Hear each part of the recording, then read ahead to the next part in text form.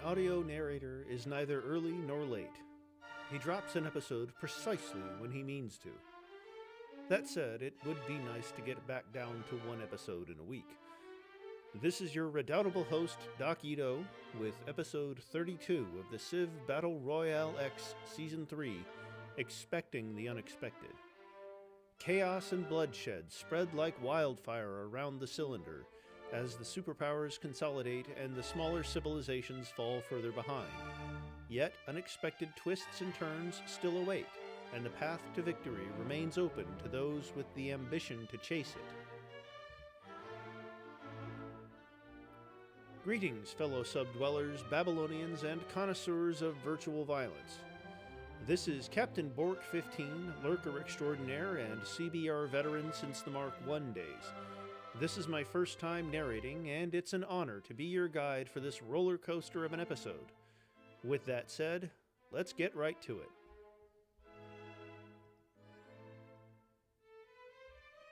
I'd like to take a moment to highlight the always excellent work of the CBR's resident cartographer, Berea.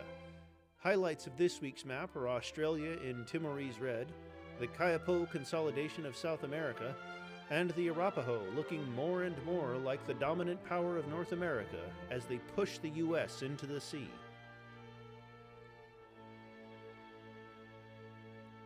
And another shout-out to the CBR Schoolhouse, a weekly spotlight on the real-life history of the civs and leaders of the CBR.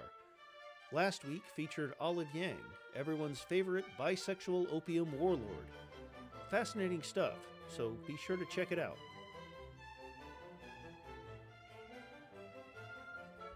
Thanks, as always, to the wonderful Ko-Fi supporters who make the CBR possible. The weekly episodes and all the stories, art, and discussion that flows from them wouldn't be here without your support.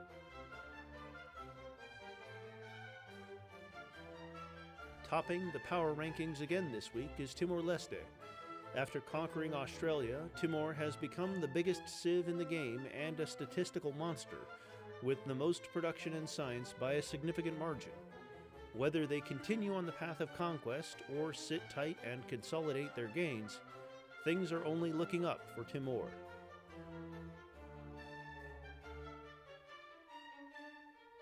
We begin our episode in the turquoise waters of the Caribbean, where an American fleet warily stands guard over Tiwanaku. They had been spared from the brutal war of attrition against the Arapaho being waged to the north, but that fragile peace is about to be shattered. Ship captains sound the alarm as Kayapo warplanes roar overhead, armed to the teeth with bombs destined for Tiwanaku. American forces are already stretched to the limit against the Arapaho, so this invasion is something Roosevelt really can't afford to deal with.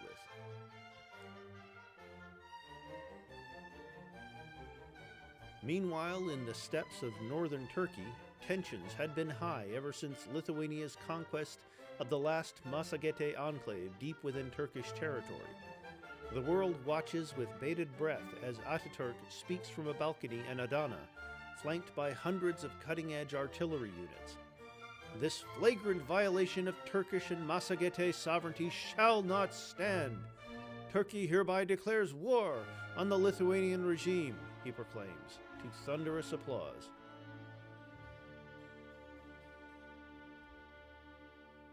Immediately, Asir's defenses are reduced to nothing as Turkish battleships, warplanes, and tanks swarm the city. Already, this war looks like a disaster for Lithuania. The question isn't whether they can win, but whether Gediminas can muster enough defenses to survive. The tech gap between the two combatants is also evident looking at the Turkish interior, which is sporting futuristic improvements such as hydroponic domes and communication arrays. These will allow Turkish cities to have ample food, gold, and production, even in barren desert, ensuring that their explosive growth won't come to a halt anytime soon.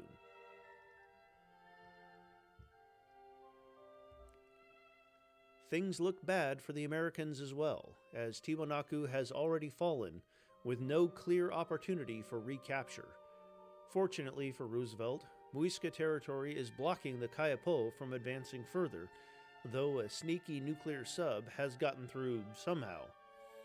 If the Kayapo do have open borders with the Muisca, they could put more pressure on America's Cuban holdings along with the Arapaho.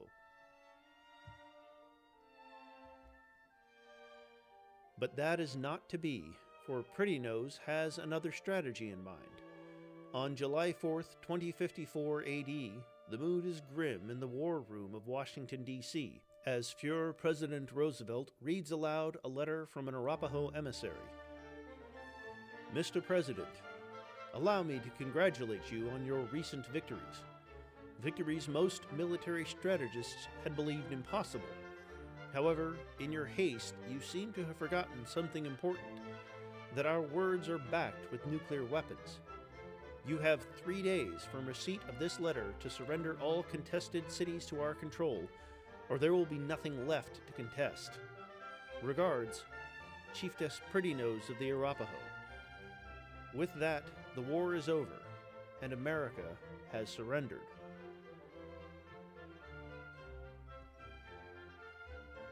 A more northern view reveals that America's empire is well and truly shattered by the amount of cities given to the Arapaho. With all these cities disconnected, even Greenland could possibly take a chunk out of the remains. Pretty Nose lost many battles, but won the war in the end. The fact that the Arapaho currently have a whopping 102 nuclear weapons surely had something to do with Roosevelt's decision. I wonder, are America's neighbors cheering the defeat of fascism, or fearful that they may be the next target of the now battle-hardened Arapaho army?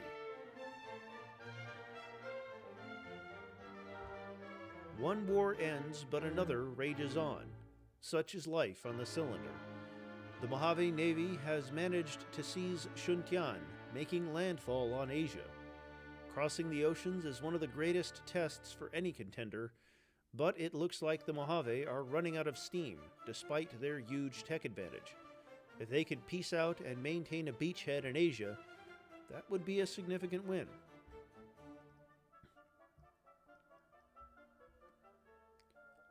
Returning to the Turkish-Lithuanian front confirms that this will be brutal for Lithuania. Turkey has an overwhelming technological and numerical advantage. I count 69 Turkish planes in this slide alone, along with modern armor, rocket artillery, and other late-game powerhouse units. Asir has fallen, and multiple Lithuanian core cities have already been bombarded to black. Gediminas had better start working on a peace deal, but looking at the terms America got, that might not be enough to save his chances.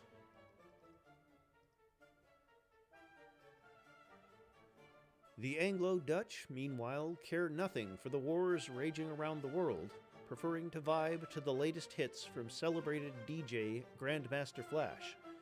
Now that he's conquered England and fulfilled the Anglo in Anglo-Dutch, William III seems perfectly content to sit, rebuild, and bide his time. In our world, Grandmaster Flash is an American DJ born to Barbadian immigrants.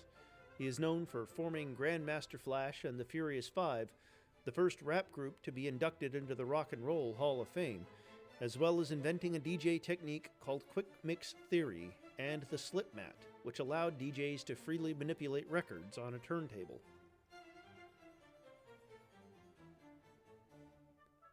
Defying my predictions, Mojave forces somehow capture Long Tan on Taiwan, but the tide of battle now seems to be decisively turning, as a huge force of Kokang Kakweas and battleships, with one valiant galleass bringing up the rear, moves to the front. Maybe the galleass is a museum piece brought out to boost morale? Turkey continues its advance, with the difference in air power having a devastating effect. Vilnius itself is in the red, and a modern armor from the front could reach it in 2 turns of movement. I don't know why Gediminas was so set on eliminating the Massageddon, but he is surely regretting it now. Even in the cutthroat world of the CBR, the warmonger penalties from elimination are high.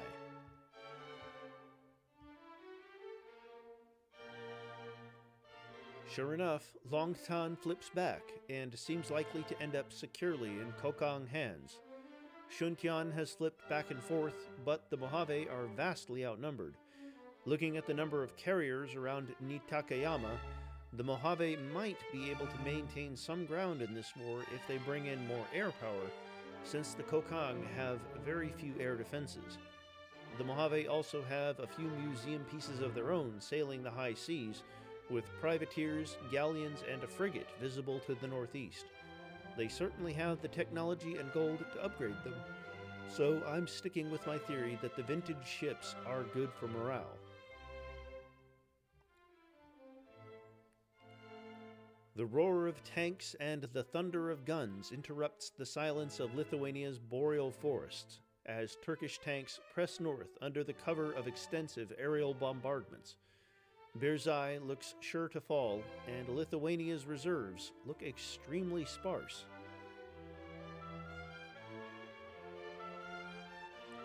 Turns out the Anglo-Dutch have a passion other than music, and that passion is nuclear annihilation. William III gives a speech to celebrate the occasion, flanked by the finest physicists, generals, and DJs of the Anglo-Dutch. "With this new weapon, we shall defend our homeland against any and all who threaten it," he crows. A reporter raises their hand and asks, "But what about Amsterdam?" only to be promptly drowned out as William turns up the volume on Grandmaster Flash's latest hit.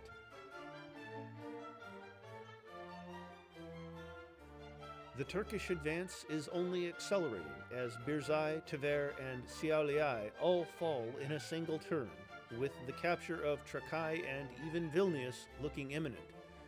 Remember when we mocked Turkey for struggling against Kiev and Rus?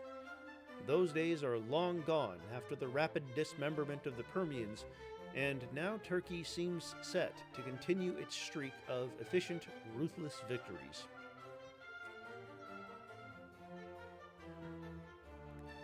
The Inca have been at peace for a long time, but seem to have built up a healthy navy and modern army. Their cities are also looking prosperous, perhaps thanks in part to the modern architecture of Frank Lloyd Wright. In our world, Frank Lloyd Wright is an American architect known for designing structures to harmonize with humanity and the environment. He was known to have been inspired by traditional Japanese and Mayan architecture, and given the extent of the Incan Empire in the CBR, perhaps those influences remain.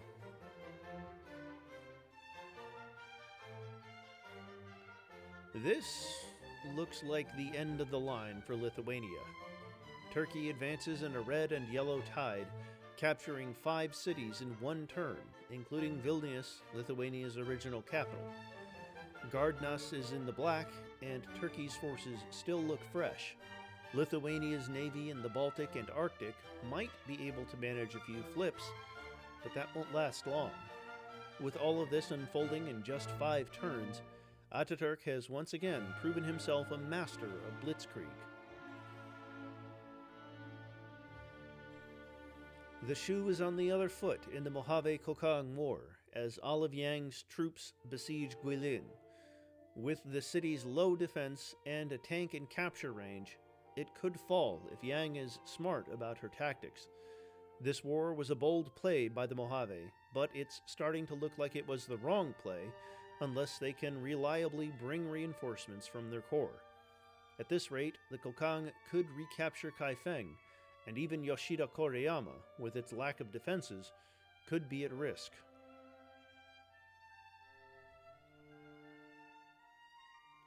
Somehow, Gediminas has eked out a peace deal with Turkey that allowed him to keep his capital, but the cost was steep. Lida, Kaunas, Rostov, and Gardnas, on top of the cities Turkey claimed by force, are all surrendered as part of the agreement. Vilnius is now an exclave, and Lithuania looks like a shell of its former self. But for Turkey, this is another overwhelming victory, and Ataturk is showing that he is in it to win it.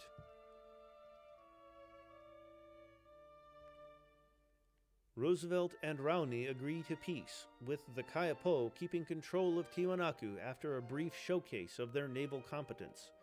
After the devastating peace deal with the Arapaho, Roosevelt is surely grateful to end this war with only one small exclave lost.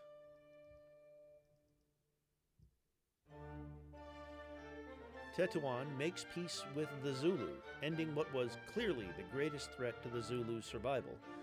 Perhaps that's less of a stretch than it seems, since the Kilwa have forgotten that ships can't capture landlocked cities, and neither Angola nor Timor seems inclined to absorb the warmonger penalty of eliminating a civ. Timor has certainly bulked up their naval presence in the area, though. Could they be plotting something?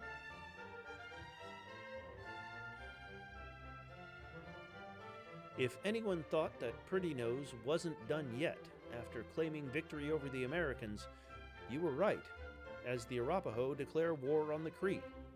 The humble title of mayoress belies Pretty Nose's ambition to become the one true hegemon of North America, and she won't let anything stop her now. Though the Cree are a power in their own right, the Arapaho start this war with a decisive advantage, having dozens of planes within striking distance of the Cree capital. This war could determine who wins North America, the Cree, Arapaho, or the wild card Mojave.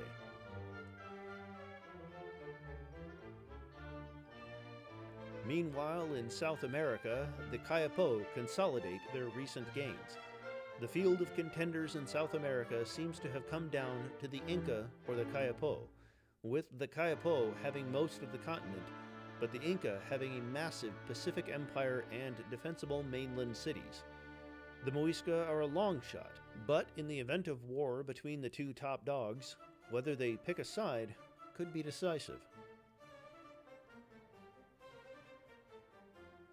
A look at Gokturk lands shows some truly terrible border gore, with Tuvan and Han citadels making Nevkat into a one-tile exclave and taking chunks of land away from Gokturk core cities.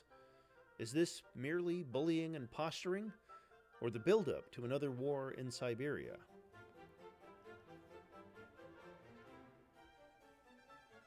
At first glance, I wasn't sure what this was supposed to be, but look closely and you'll see the contorted metal snowflake-looking thing is actually 5 stealth bombers stuck together.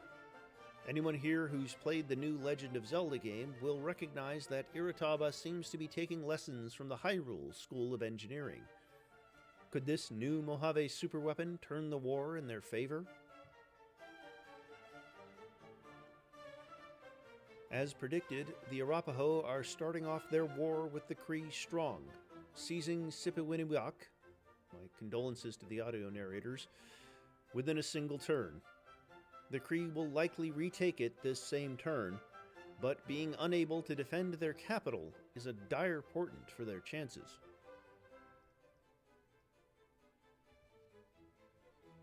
The Anglo-Dutch seem to be exporting the trend of pairing music with nuclear weapon programs to the other middle powers of the cylinder, as the Muisca complete their own Manhattan Project to the sound of songs from Dutch-French singer Ramses Shaffi. Normally I'd highlight some IRL facts about the great person on screen, but this time I wanted to quickly note the contrast in technological development here. The Muisca are still sporting triremes, of all things, as part of their fleet, while the Mojave have advanced destroyers and battlesuits. The question is, why aren't all those advanced ships fighting the Kokang instead of sailing in circles by Guatemala City?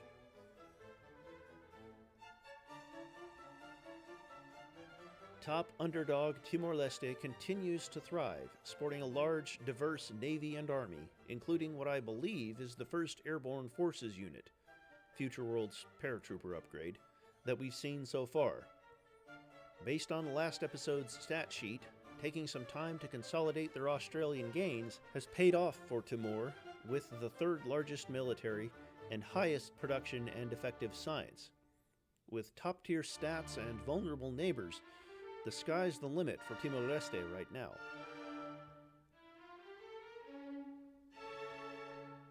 The Wiradjuri continue to sit tight after being largely conquered by Timor-Leste. In an attempt to keep the spirits of his people high, Windradine has recruited English photography pioneer and polymath Henry Fox Talbot and encouraged photography of New Zealand's beautiful wilderness. Henry Fox Talbot, 1800 to 1877, is known for his development of salted paper and calotype processes, which were precursors to future advancements in photography. But he was also a polymath who was elected to the Royal Society in 1831 for his work on integral calculus, optics, chemistry, electricity, and other subjects such as etymology, the decipherment of cuneiform, and ancient history. An impressive resume, but perhaps not enough to save the Wiradjuri after such devastating losses. Saida al-Hurra sits upon her makeshift throne in Marrakesh, sharpening her saber and chuckling as she reads the war declaration in angry red ink from Gediminas of Lithuania. After all, what is an empire hundreds of miles away supposed to do, especially after being humiliated by Turkey?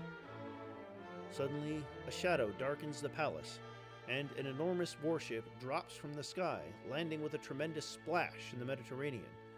The ship flies Lithuanian colors, and as the guns begin to fire, Saida al-Hurra, Queen of Tetuan, laughs and weeps until it hurts.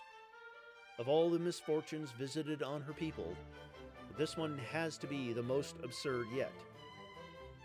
Lithuania's warships in the Baltic were teleported here after being forced out by the new Turkish borders. But will they be able to achieve anything in this foreign land?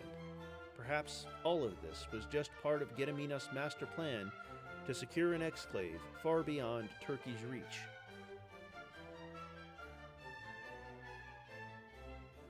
Sipewininuak flips yet again, but the Cree are otherwise looking surprisingly resilient. Ekwanchtit, a city they lost to the Arapaho earlier, is in the red and numerous units are approaching it. The Arapaho capital of Wute Niche has also taken damage from Cree bombing runs, and flipping it isn't out of the question, yet.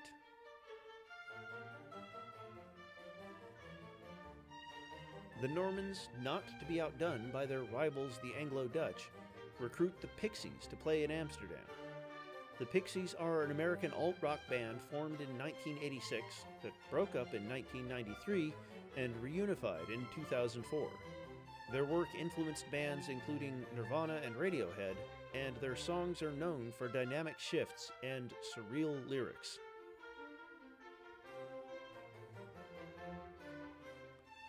The Cree have recovered their capital, and for now look to be pushing the Arapaho back, as Ekwanchit is in the black, and most other Cree cities look defensible.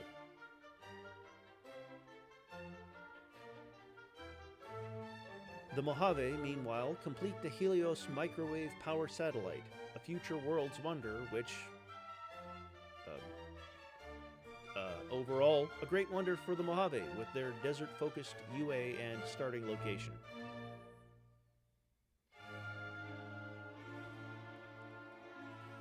Keen-eyed readers might have noticed that Yemen declared war on the Cree last turn, so here's Yemen in all its glory. They have a somewhat scary navy that sadly will be of no use whatsoever against the Cree. A devastating and consequential war that kept us all at the edge of our seats comes to an end, as Emperor Wu of the Han makes peace with the Anglo-Dutch. This does provide us an excuse to check out the Han Corps, which is looking strong despite some recent losses to Kokang. Might Wu be contemplating revenge with the Mojave acting as a distraction?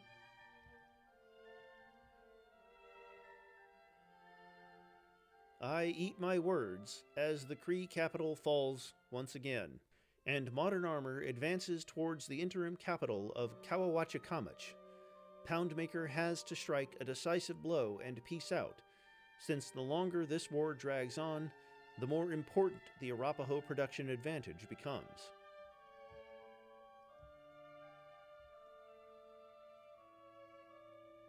Pakwashipi falls to the Arapaho, and, to be honest, I had forgotten this city existed. It's as far north as is physically possible on this map, so that's cool. On the bright side for the Cree, a one-tile tundra city with only half of its tiles workable is more of a liability than anything to the Arapaho.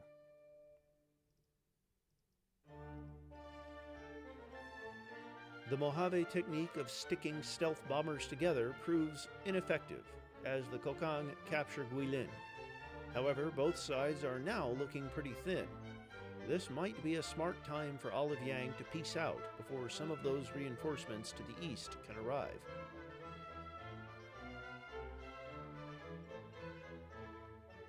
The last stronghold of Tetuan resists valiantly, but Gediminas' hunger for exclaves is too great, and his destroyers sail into the harbor of Marrakesh, seizing control of the city and eliminating Tetuan in 35th place. Those musketmen and the lone galleon may look like they could retake the city, but they will not. Saida al-Hurra's Tetuan is a civ many of us will remember for their valiant resistance against foes on all sides, from Mali to the Normans to Castile. The world seemed determined to whittle them down, but they held out admirably, until the teleporting destroyers of Lithuania pierced the shield of Bordergore protecting Marrakesh. Press F to pay respects.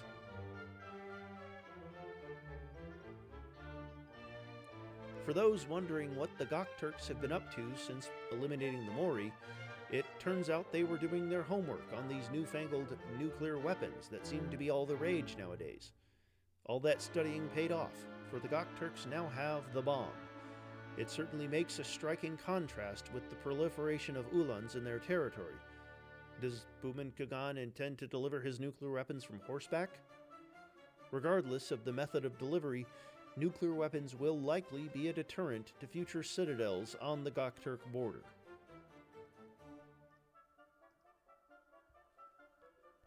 This slide's title, which I am not even going to try and pronounce, is a Lithuanian proverb meaning trouble arrives on horseback and leaves on foot, which would be an apt description of the pickle Lithuania finds itself in now, as both Brandenburg and Tuva declare war.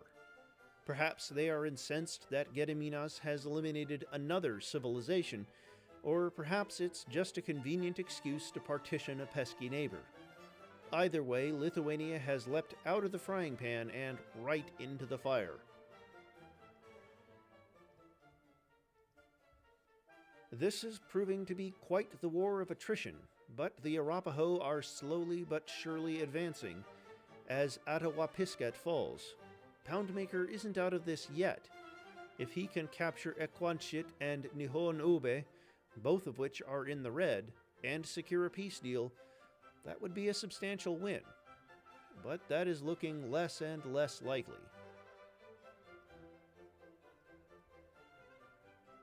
Brandenburg starts off strong, capturing Raisenai and threatening 2 more cities with imminent capture. Brandenburg has a mixed record in warfare, to say the least, so will this be their chance to shake off the malaise of nearly losing to Yugoslavia? It certainly looks like it, but if Lithuania can hold out even a short while, note that the vast majority of Brandenburg's navy can't reach Lithuanian territory. Much depends on keeping the momentum of this initial push and not letting the war devolve into endless flipping.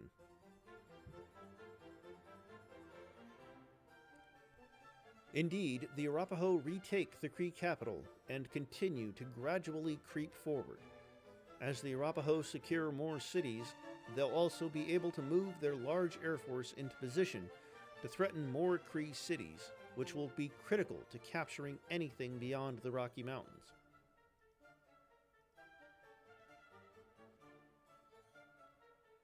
Tuva rushes forward, capturing Kuba from Lithuania and bringing 2 more cities into the red.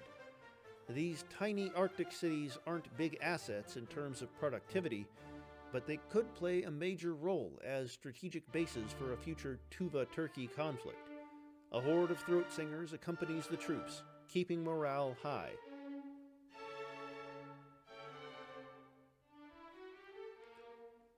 As the guards of Toledo, garbed in traditional dress uniform and toting ceremonial muskets, settle down for a midday siesta in the Iberian sun, they are awoken by the sharp rat-a-tat of Norman anti-air guns, punching holes in the city's ancient walls.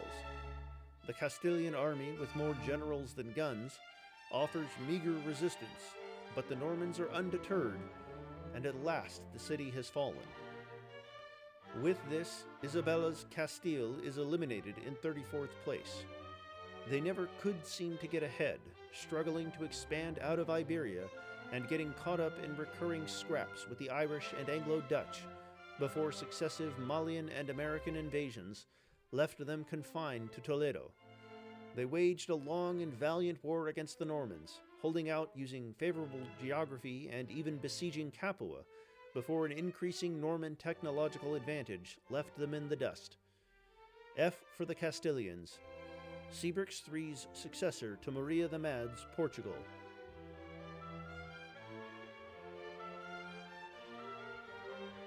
Brandenburg pushes hard, and tanks rush into Varnai and Klaipeda. Seems that the near loss to Yugoslavia was a wake-up call for Brandenburg, as these massed armored divisions are a world apart from the shambolic land army of previous episodes. Curiously, Vilnius is completely untouched despite bordering Brandenburg's core. Is Frederick William saving the best for last?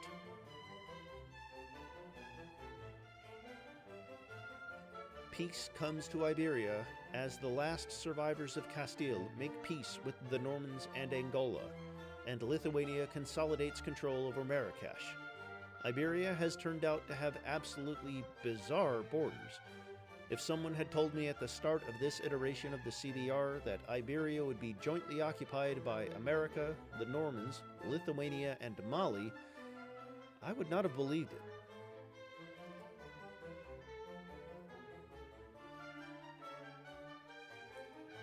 Day 10,265, January 2064. The Kayapo still suspect nothing. We have managed to convince even the chief of their general staff that we are a ceremonial regiment of their own army. Our colors, nearly identical to their own, are perfectly suited to the task. Thus, we continue our mission in utmost secrecy. Our goal? To survive until the very end. The world will rue the day they pronounced the Massagette gone and vanquished. I sincerely doubt I would have noticed the Massagette units hiding here if they hadn't been highlighted. Thank goodness we didn't have another green and yellow civ in South America, right? Imagine how confusing that would have been.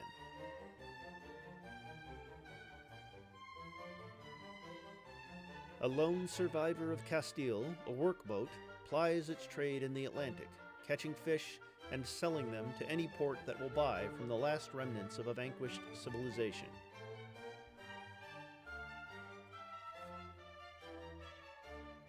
Does anybody else hear guitars? Suddenly we have company in our little Babylonian corner of Antarctica, as a Castilian settler plants a flag and a city springs up in the snow. Seems as though once the Normans made peace, the last Castilian units were teleported to the nearest explored accessible tile, which just happened to be probably the only place on the map they could still found a city. Has our cover been blown? Do the Castilians know they're in a simulation? Was Isabella pulling the strings of the CBR this whole time? Alas, I am but a humble narrator, with no way of knowing the answer to such questions. But if all Castile wants to do is survive, this strategy was a stroke of genius. Here, at the bottom of the world, no other civilization can reach them.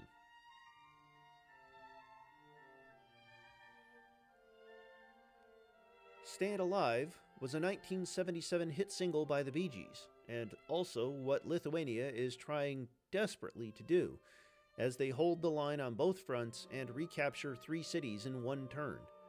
If Lithuania survives this from their position, that would be an incredible feat of defense, and also raise serious questions about Brandenburg's ability to fight wars.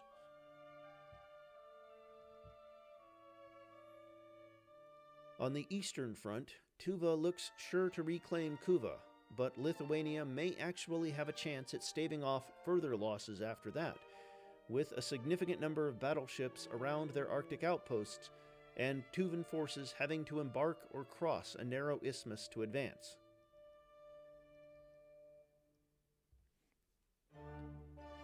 Kilwa has finally remembered how to embark units, as their land forces set foot on Zulu territory for the first time in this war. Unfortunately for Kilwa, Gatling guns are ranged and cannot capture cities. Still, Ali ibn al-Hassan is ecstatic at the discovery of this new technique, proudly proclaiming that the Zulus' days are numbered as he announces the publication of his new book on amphibious warfare tactics.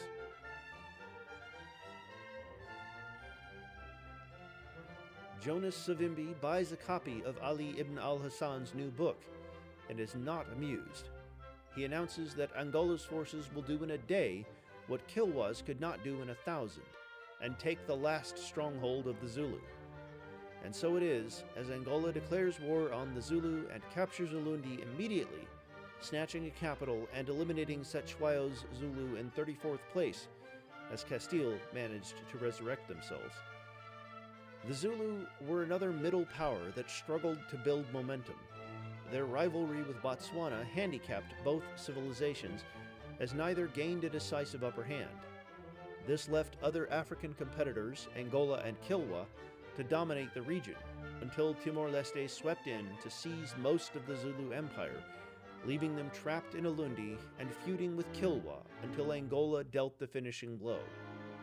Press F for the Zulu.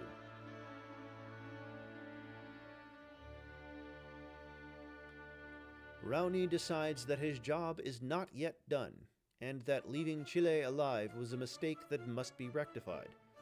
The Kaipo declares war on Chile, and this looks like our fourth, but Castile wasn't really eliminated, elimination of the episode in the making.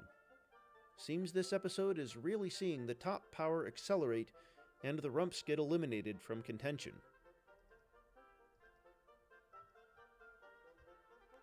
In a show of mercy, Kilwa makes peace with the Zulu survivors, and Ibuto, a worker and a great general, are seemingly all that remain of the Zulu kingdom. South Africa is now split between Timor, Angola, and Kilwa. Might the warmonger penalty incurred by eliminating the Zulu drive Timor to act? With those shiny new advanced destroyers, even the limited Timorese presence in the region could pose problems for Angola, and spell doom for the Kilwa.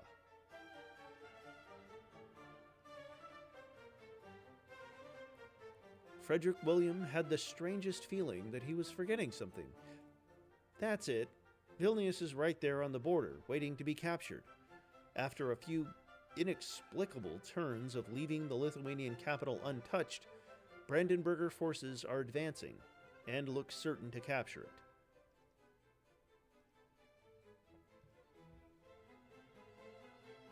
After the back and forth with Kokang, Irataba decides to find an easier target for a land colony in Asia, and declares war on North Korea, with Kilwa providing moral support.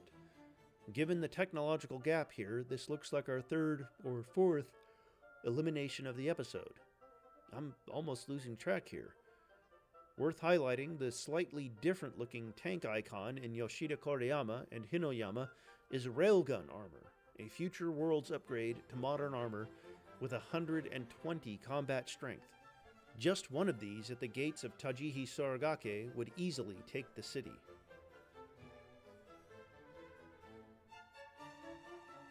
Defying all odds, a Kree tank sneaks into Nihon Obe. This was an originally Mojave city, making its loss, even if temporary, a major embarrassment for Pretty Nose in a war she should be winning.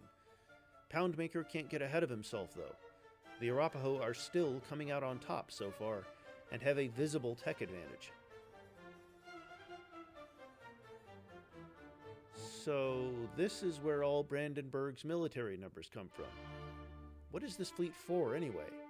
Being able to walk from Denmark to Iceland without getting one's feet wet is pretty nifty, but none of these ships are able to access Brandenburg's current only relevant war.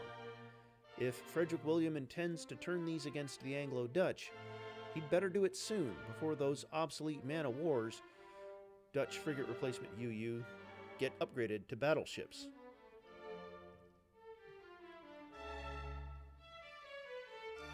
Salvador Allende musters his remaining forces for one valiant last stand.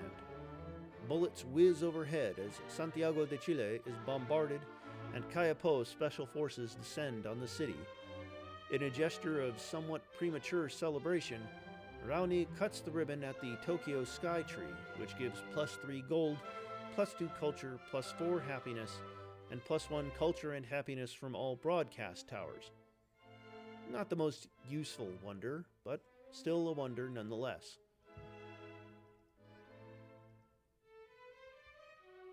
Lithuania fights on, flipping Kuva and Rasenai, while Vilnius still holds.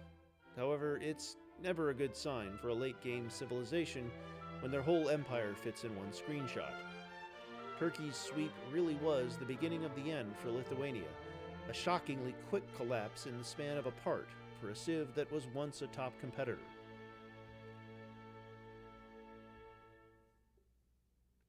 A closer look at Kromoro, the Kayapo capital, an enormous city of countless wonders in the heart of the Amazon, where the Tokyo Sky Tree is the latest fine addition to Raoni's collection of wonders.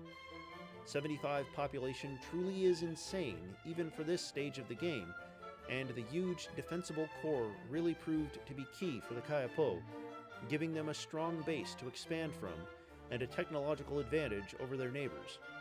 I was once skeptical that the Kayapo would do anything but turtle away in the jungle, but you can't argue with results. The Incas still loom like a sword of Damocles over the Pacific coast, though, and as long as they remain, the Kayapo's position as the leader of South America is in doubt.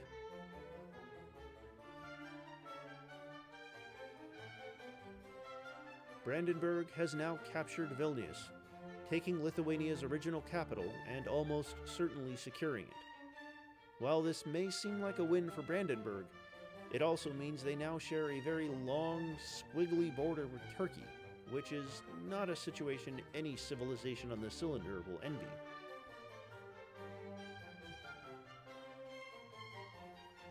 This episode is going to wear out all our F keys, for Santiago de Chile has now fallen, and with it, Salvador Allende's Chile is eliminated in 33rd place.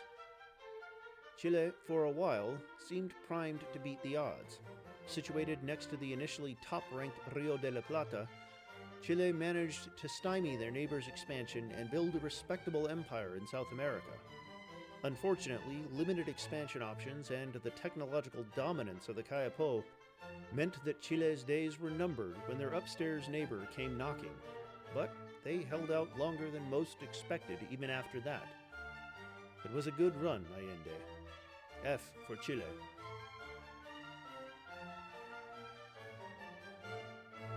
Somehow, Lithuania reclaims their capital?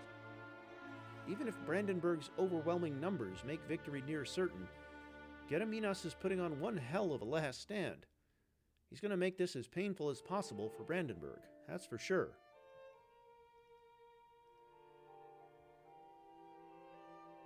The Cree and Yemen make peace, but what's that happening between Sana'a and Taiz?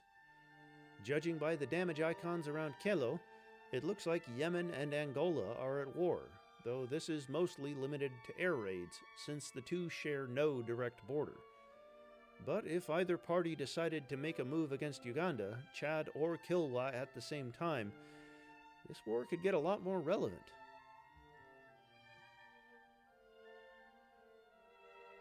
I issue my second premature obituary of the episode, as Chile reclaims its capital. That said, this looks to be temporary, barring a miraculous peace deal.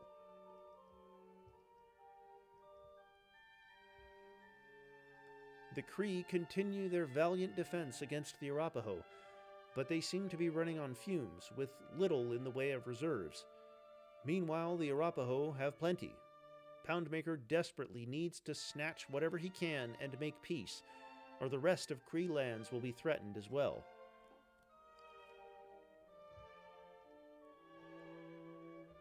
As Kokang soldiers make landfall on Japan, seizing Kaifeng, the Mojave set fire to Guilin.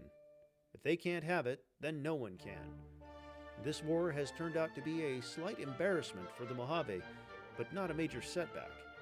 If they can reclaim Kaifeng, peace out, then focus on North Korea and building up their navy in the area, the Mojave could still come out on top over the long term.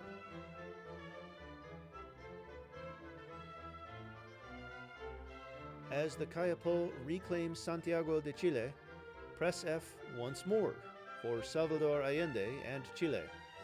With only a single privateer and wounded cavalry remaining, there is no chance of reclaiming the capital.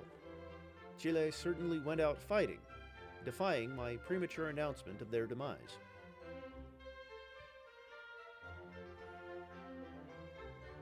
Guilin burns down to nothing, and a lone Mojave destroyer faces the wrath of the Kokang Navy, determined to avenge the crime of razing a city.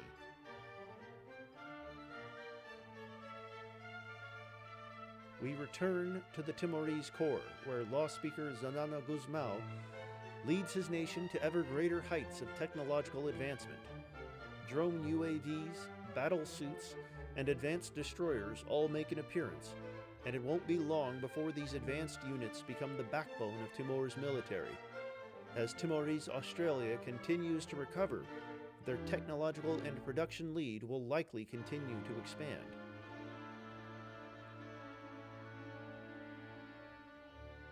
However, while Timor has the most science per turn, the Mojave have the most techs, and they aren't going to let anyone forget it with their newest advancement, the Arsenal ship. This is the final upgrade to naval ranged units, an upgrade from the battleship and missile cruiser. With anti-air abilities, capacity for multiple missiles, high ranged and melee strength, and rapid movement, the Arsenal ship utterly destroys any naval unit from earlier eras.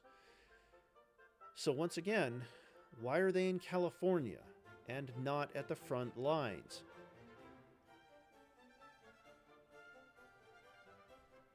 Yugoslavia, despite being technologically behind most of their neighbors, has assembled a formidable carpet of land units, including their unique machine gun replacement, the Partizan. Thanks to Yugoslavia's UA, most of these units are highly promoted as well, letting them punch above their weight. Considering the outcome of the last war, this should give Brandenburg pause. The approach to Berlin is looking mighty empty. Will Tito take advantage of the situation? The Kayapo build Jurassic Park in Komoro, a wonder that gives +6 gold, +6 science, +6 happiness in the city it was built in, and +2 gold, +2 science, and +4 happiness from all zoos. Not bad, but it also causes barbarian dinosaur units to spawn randomly outside the city until you advance far enough in the tech tree. Somehow, I don't think Rowney thought this one through.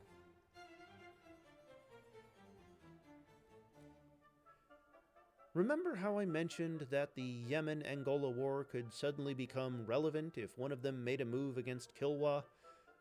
Lo and behold, Angola has declared war on Kilwa in what could turn out to be a major step towards consolidating their hold on Africa.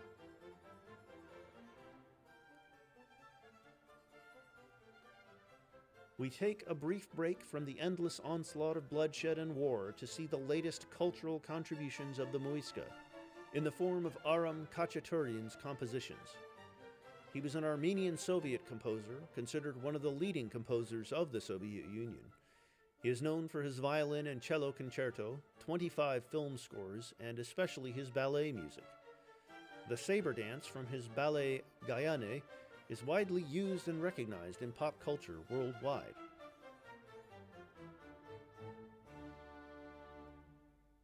Pretty Nose has channeled her inner Hannibal and sent a force across the Rocky Mountains to capture, once again my condolences to the audio narrators, Hinenite to Noisheti.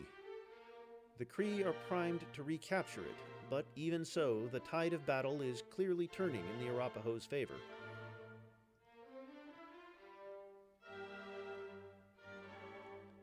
Bengal must be one of the most peaceful places to live. Aside from the occasional border skirmish with Kokang, I don't think they've been involved in a major war for centuries. This peace seems to have paved the way for the arts to thrive, as great musician Lauryn Hill is among several great people in Bengal. Lauryn Hill is an American singer, songwriter, rapper, and record producer, regarded as one of the greatest and most influential rappers of all time. Her sole studio album, The Miseducation of Lauryn Hill, was a smash hit, topping the Billboard 100 and winning 5 Grammy Awards.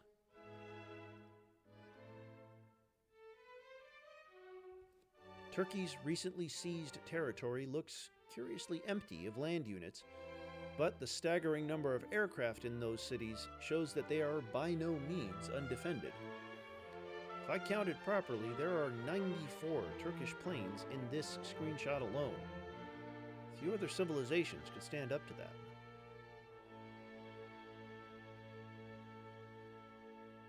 We come to Chad, where Idris Deby has made the most of a bad situation, fully carpeting and largely modernizing his military. Now, after much preparation, Chad has declared war on someone? What icon is that anyway?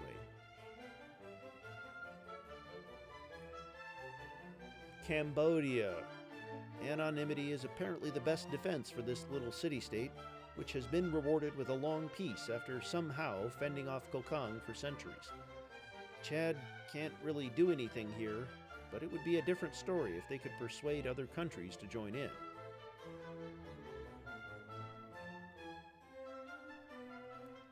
Tuva holds on to Kuva and seizes Anekskaya as well, making incremental progress against Lithuania. However, Seinai is in an extremely defensible position, so unless Tuva brings overwhelming force to bear and finds a way to sink those submarines, any units they embark to get to Seinai will become shark food in short order.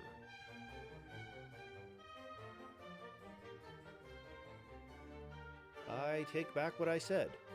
Even if Chad persuades other countries to join its bizarre coalition, Cambodia will probably be just fine. Yugoslavia decides that if Chad is declaring war on Cambodia, that must be what all the cool kids are doing, and decides to join in, throwing in a declaration of war against Kilwa for good measure. Come on, Tito! Berlin is right there, and barely defended! With that, we conclude another thrilling episode of the Civ Battle Royale, and what a memorable one it has been. Narrating an episode has definitely made me appreciate all the narrators who came before me even more than I already did. There are so many talented writers following the CBR, it's hard to wrap my mind around it. Certainly felt like I had a lot to live up to. So, if you've narrated before, an extra special thanks to you. This has been Captain Bork 15, and it's been a joy and privilege to narrate for you all today. And a fond farewell and fair winds from me, Doc Ito. Until next week. For real this time.